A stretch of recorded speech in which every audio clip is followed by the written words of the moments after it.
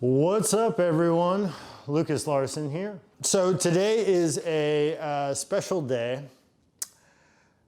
I have been married to my wife for 9 years, and as my anniversary gift to her, I have promised her a dinner table.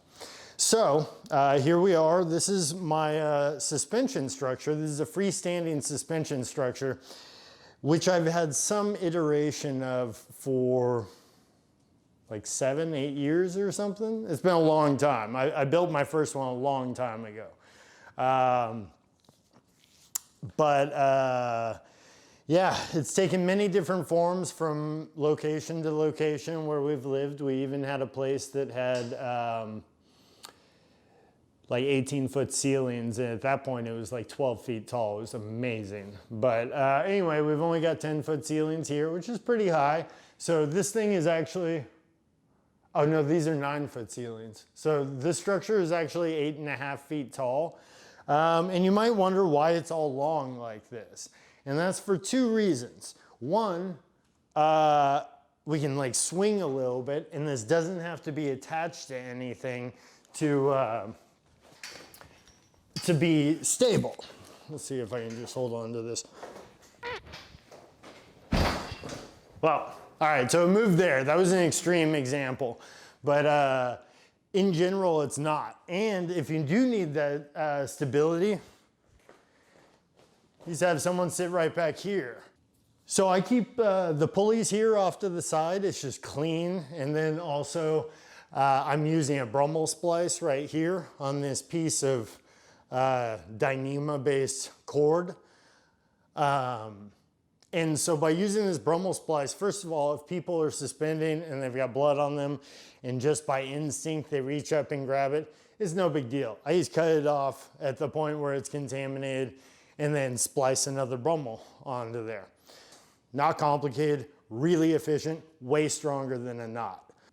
And once it's done, you don't have to mess with it again. Knots, they come untied. So yeah, anyway, this structure is awesome. The reason why it has these gymnastic mats under here is because it is a multifunctional structure. Okay, so then I stretch it around here, pull it really tight, and boom. Now, I have a freestanding slackline structure.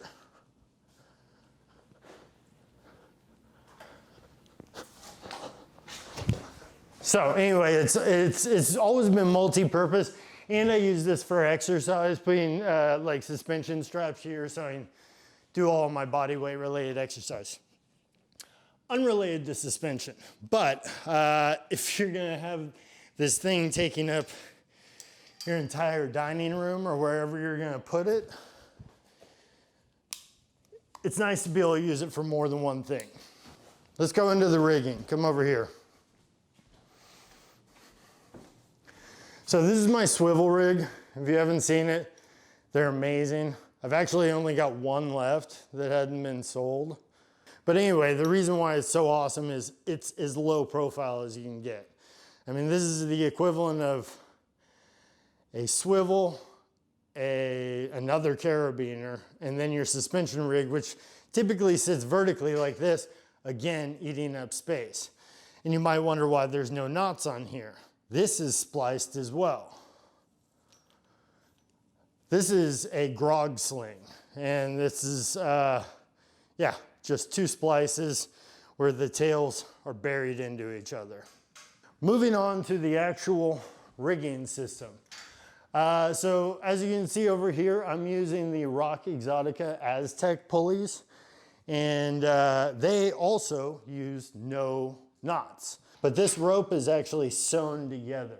So you don't have any of the decrease in strength from tying a knot. Knots always decrease the strength of the knot, just varying degrees depending on your knot. Sewing essentially does not decrease it at all. Like, this is stronger than the rope, the sewing is, so it'll break at a different point in testing.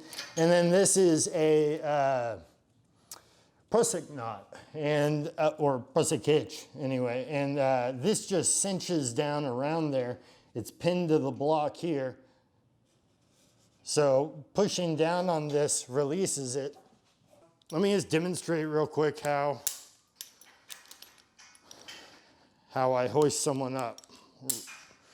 Remove this and Mr. Everlast will be our suspendee.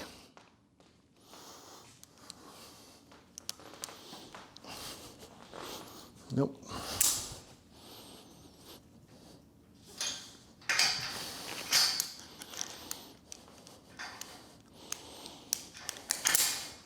Okay, I also use auto locking carabiners.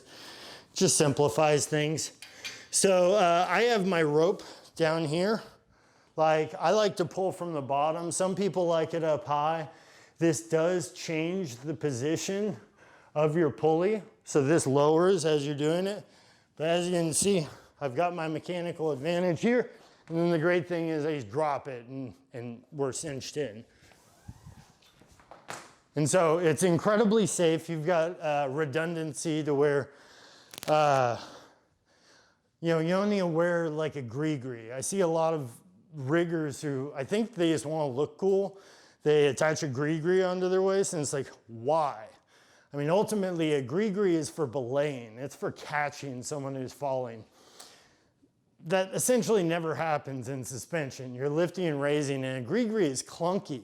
I mean, you can't move very fast. If you need somebody down, I mean, you can lower them down really quick, but raising them up is, you're pulling up tons of rope.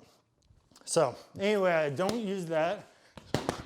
And then you've got, yeah, you can use this thing for training. It's awesome. I'm gonna miss it, but you know, I kind of owe my wife a dinner table after 9 years of marriage. So, yeah, I don't know what else to say about this exactly, but the fact that I have to say goodbye, I'm hoping I can find a good home for it. So if you have interest in this, shoot me a message, and you gotta be willing to come out to Baltimore. I'm not gonna deliver it or anything. It's extremely heavy. This is extremely heavy wall, Schedule 40 steel tubing.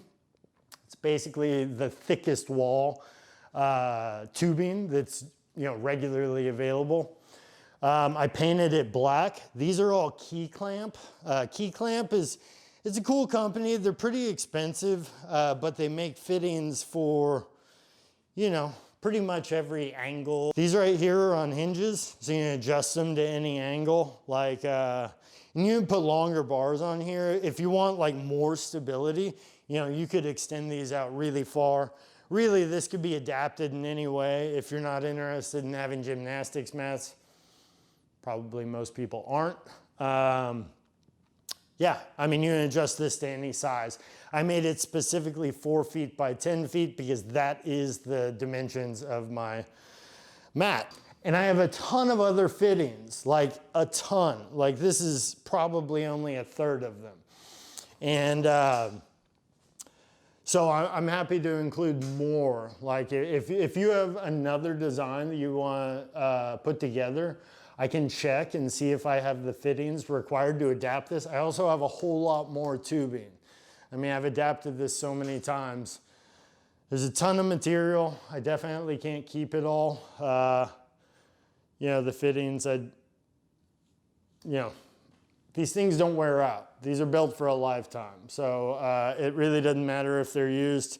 They don't really show any signs of use.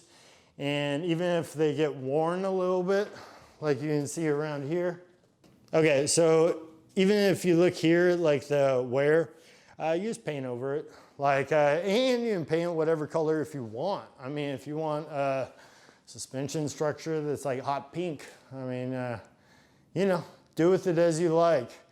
But definitely this can be adapted into any size area, like even if you only have the size for the area. And you can put overhead bars. Like at one point it was a cube.